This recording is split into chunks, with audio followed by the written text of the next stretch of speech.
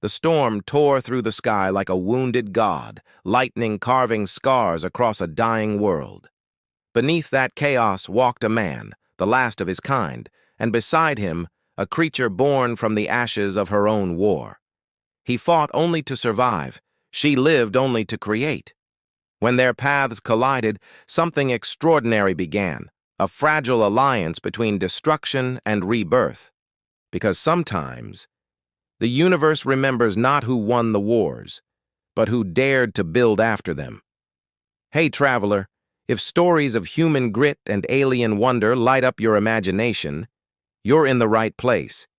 Hit like if you felt that spark, subscribe to join our growing fleet of storytellers, and share this tale so others can remember that creation, not survival, is our truest rebellion among the stars. Ready to see what they built together? Let's dive in. The sky over Kes 9 never slept. Crimson lightning forked through purple clouds, illuminating the graveyard of a once hopeful colony. Shattered domes, rusted vehicles, skeletons of dreams that never took root.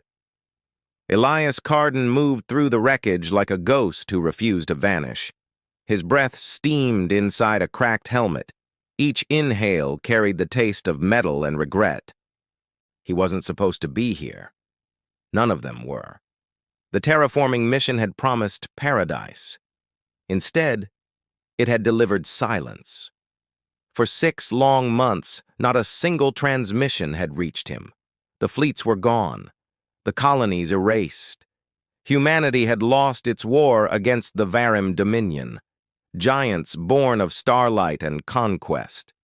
Now Elias scavenged for rations beneath twisted steel, clinging to a dying radio that whispered nothing back. Sometimes he spoke aloud just to hear a voice, even his own. If anyone can hear me, I'm still here.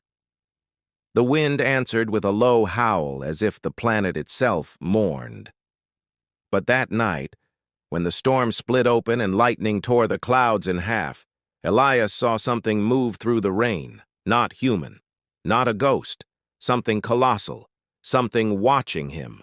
At first, Elias thought the storm was playing tricks on him. Shapes came and went in the downpour all the time, broken towers, drifting smoke, debris twisting in the wind.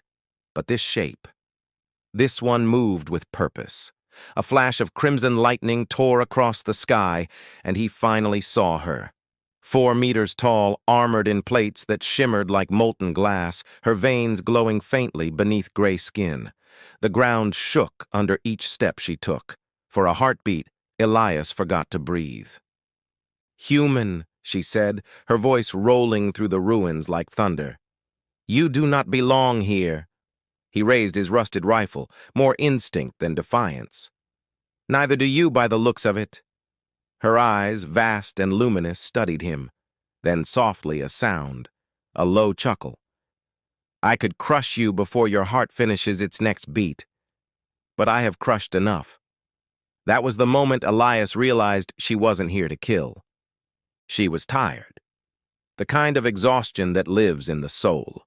Her name was Lurvexa, a general who had defied her empire, now hunted by her own kind.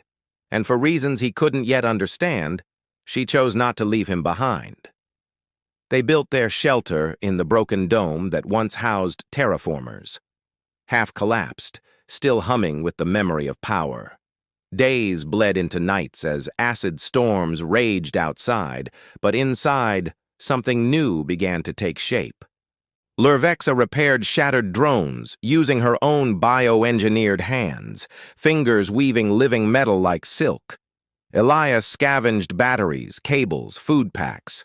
She taught him alien craftsmanship. He showed her human stubbornness. Together they rebuilt a spark of civilization from the bones of failure.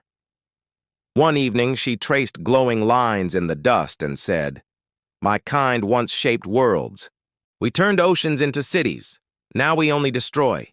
I am tired of destruction."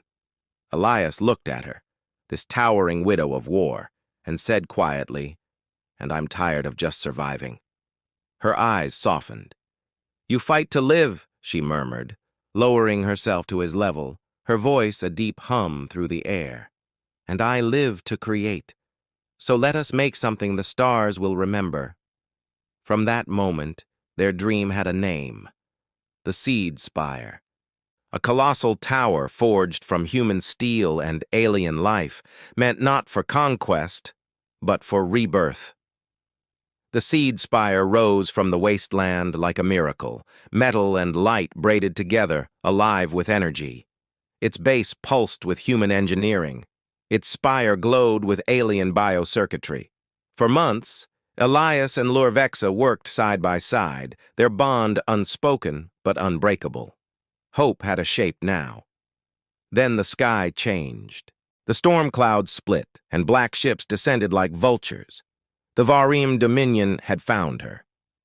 Lurvexa watched their descent with calm resignation. "They come to finish what they started," Elias said. "They cannot understand creation," she replied, her voice low, steady. "Only conquest." He wanted to fight, but her gaze silenced him. She placed one massive hand on his shoulder.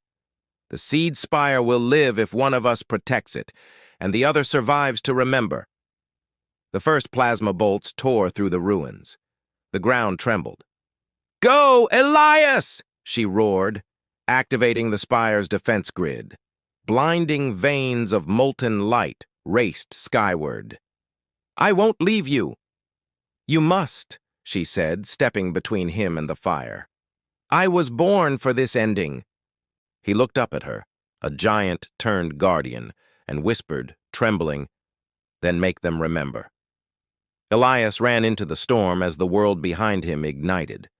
The Seed Spire blazed like a second sun, light ripping through the crimson clouds. He looked back once, just once, and saw Lurvexa standing tall at its summit, her arms outstretched, drawing the tower's energy into herself. The Varim warships encircled her, raining plasma and fury, but she did not flinch. Her body began to glow, her form splitting into streams of light that pulsed like a heartbeat. Then, with one final cry that echoed through the storm, she released it all, a wave of creation that swept across Kes 9. When the light faded, silence returned. No fleet, no fire, only peace. Years later, explorers rediscovered Kes 9. They found it reborn, covered in strange new flora, the air sweet and breathable. At its center stood the Seed Spire, still glowing faintly. At its base, they found an inscription carved in both human and Varim script: "You fight to live, and I live to create. So let us make something the stars will remember." And the stars did. If that story stirred something in you, that mix of awe, grief, and wonder, then you understand what humanity does best. We build, even when everything falls apart. Leave a like if you felt that spark of creation tonight. Subscribe for more stories where humanity dares to defy the impossible, and share this tale so others can remember Lurvexa's legacy. Because in the end, it's not just about fighting to live, it's about living to create.